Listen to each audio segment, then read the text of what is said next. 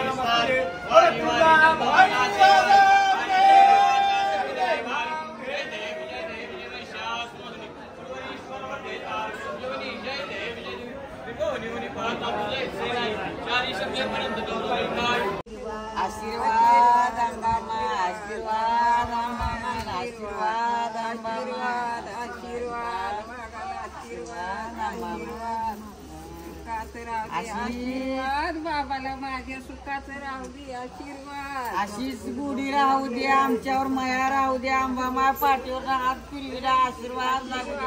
आशीर्वाद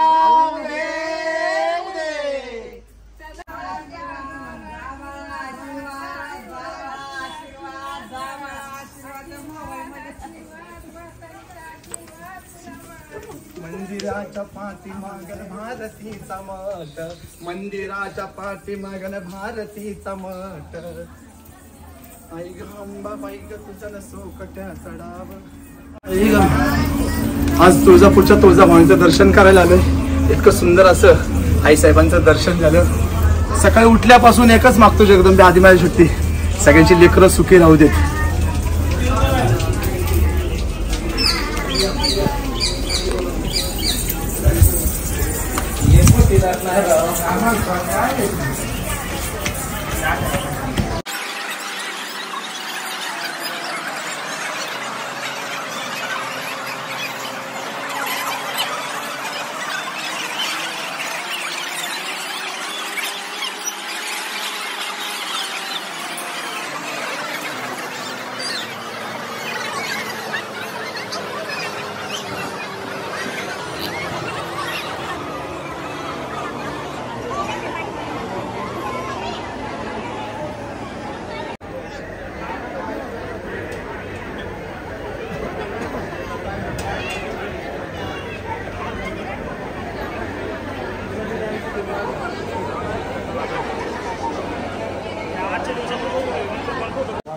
आई राजा उदे उद्या अंबाबाईचा जोग,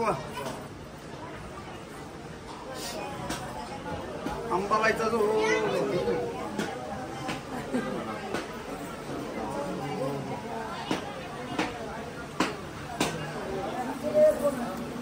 अंबाबाईचा जोग असा जोग कर आता.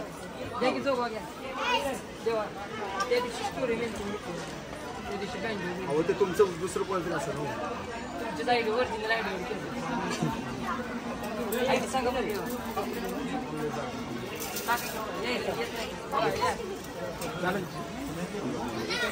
एक मिनिट ये फक्त